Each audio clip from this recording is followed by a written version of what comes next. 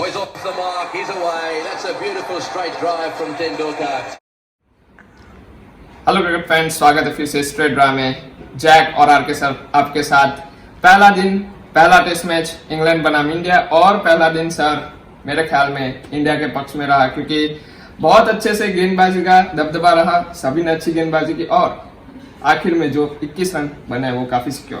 पहले दोनों session neck to neck चले, हाँ, सेशन शेयर भी हुए, लेकिन चाय पीने के बाद पता नहीं क्या पी के आए थे कि वो 137 38 पे 3 थी और वहां से बाजी एकदम पलटी और 183 में बाकी के सब विकेट उन्होंने गंवा दिए। हालांकि उन्होंने जो पिछले 21-22 रन की पार्टनरशिप हुई उसकी वजह से थोड़ा स्कोर अच्छा दिखता है, और ये जैक ये नहीं भूलना होगा कि जो फोरकास्ट है वेदर का उसको देखते हुए ये स्कोर कम जरूर लगता है, लेकिन उतना कम साबित नहीं भी हो सकता है। क्योंकि और दूसरी बात, अगर कोई टीम पहले बैटिंग करती है और 200 रन से पहले ऑल आउट हो जाती है, जैसा कि आज हुआ, तो फिर मैच का नतीजा 4 दिन के अंदर आता है, और ज़्यादातर वही आता है जो पहली इनिंग में जो लुढ़की हुई टीम आखिर तक लुढ़की रहती है और वो पराजय का मुंह देख लेती है। तो अगर आप बॉलिंग की बात करें तो बॉलिंग तो बेहतरीन रही।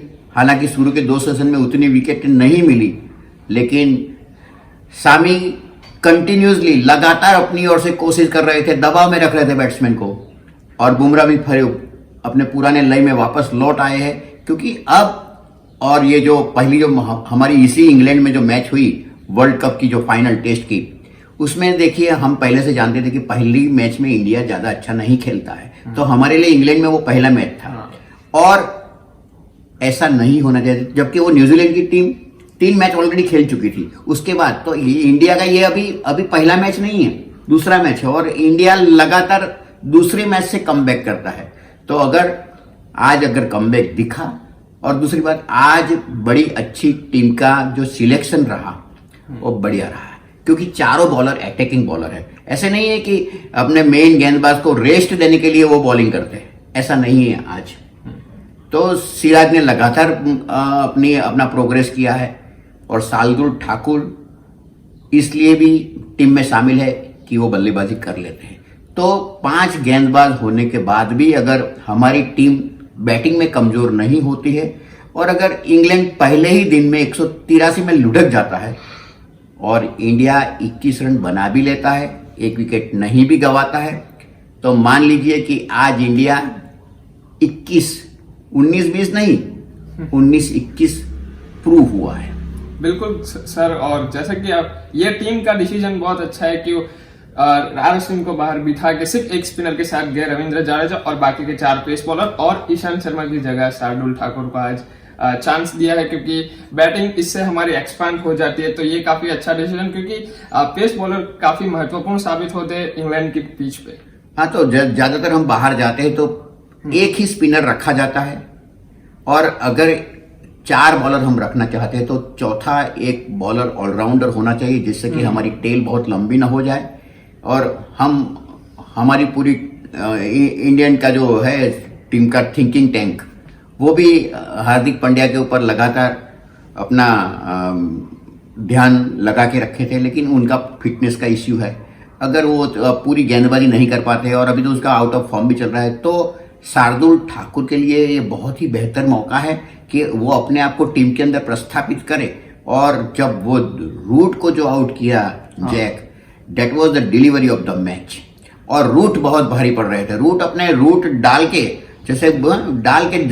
बैठे हुए थे पिच के ऊपर, उनको आउट करना बहुत जरूरी था, नहीं तो ये स्कोर 225-250 पे चला जाता। और ये पिच ऐसी है जबकि थ्रू आउट द इनिंग गेंद को स्विंग मिल रहा था, तो अगर स्विंग मिल रहा है और अगर 225-250 पहली इनिंग में कर लेते हैं तो इंडिया के लिए मुश्किल हो सकता था। लेकिन फिलहाल तो ऐसा कहा जाना चाहिए कि जिस तरीके से इंडिया ने इंग्लैंड को दबोच लिया है, और अब 100 रन की लीड अगर मिल जाती है तो इंग्लैंड को बहुत ही भारी पड़ेगा। पहली दिन का जो कारनामे, उनके जो दुष्कृत्य हुए, जो उन्होंने अपने बैटिंग के अंदर पहनापन नहीं रखा, या तो ये कहे कि इंग्लैंड के ऊपर इंडिया की गेंदबाजी हावी हो गई, उसकी वजह से अब अगर इंडिया 100 रन की लीड बना लेता है तो इंग्लैंड के लिए बहुत ही मुश्किल होगा कि वापसी करना। और याद रखना कि ये पिच पे चौथी इनिंग में 130 रन करना भी भारी पड़ सकता है। तो अब देखेंगे। और इसके लिए सर बस जैसा कि आप रोहित शर्मा और उसके साथ केएल राहुल जो सेफली खेल रहे, आज की बात करें तो पहला घंटा यानी 10 से 15 ओवर सिर्फ सेफ निकालने हैं, उसके बाद आई सेट होके एक बढ़िया सी लीड हमें मिल सकती है। और जैक, आपने भी गौर किया होगा कि रोहित शर्मा जब से ओपनर बने हैं, इंडिया की जो पार्टनरशिप है, ओपनिंग पार्टनर लगातार बेहतर होती जा रही है।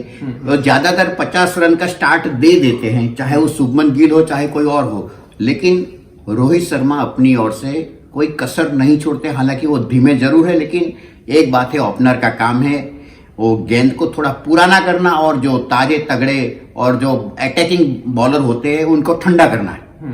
तो वो काम बराबर रोहित शर्मा कर रहे हैं। उन्होंने अपनी बैटिंग स्ट्रेटेजी में बहुत परिवर्तन भी किए। हालांकि अभी ज्यादा लंबा स्कोर नहीं बना पाए हैं, लेकिन उनका जो काम है वो जरूर करते जा रहे हैं। और हम उम्मीद रखेंगे कि अब वो 30, 40, 45 पे न आउट होके एक लंबा रन बनाए। और यहाँ इंग्लैंड के पास तीसरे चौथे कोई ऐसे दमदार बॉलर नहीं है। और जब रोहित शर्मा की आई सेट हो जाएगी, दोनों केएल राहुल के लिए भी एक बेहतर मौका है, क्योंकि शुभमन गिल अब बाहर है। तो केएल राहुल वैसे खेलना चाहिए, चाहे चौथे नंबर पर चाहे 5वें नंबर पर, लेकिन केएल राहुल का टीम में होना बहुत आवश्यक है। और अगर केएल राहुल हमारी टीम में रहते हैं बतौर ओपनर, तो बहुत सारी समस्याएं भी सुलझ सकती है। तो केएल राहुल भी अपने आप को प्रूव करे। और आज जैसा आपने कहा, 1 घंटा, सिर्फ 1 घंटा संभाल लेना है।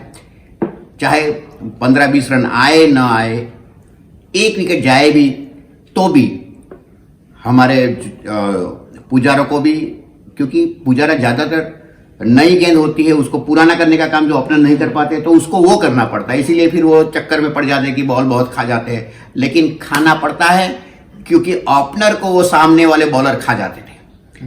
तो अब आज का दिन इसलिए भी बड़ा दिलचस्प होगा कि इंडिया कैसे बैटिंग के ऊपर जो पिच जो स्विंग ले रही है।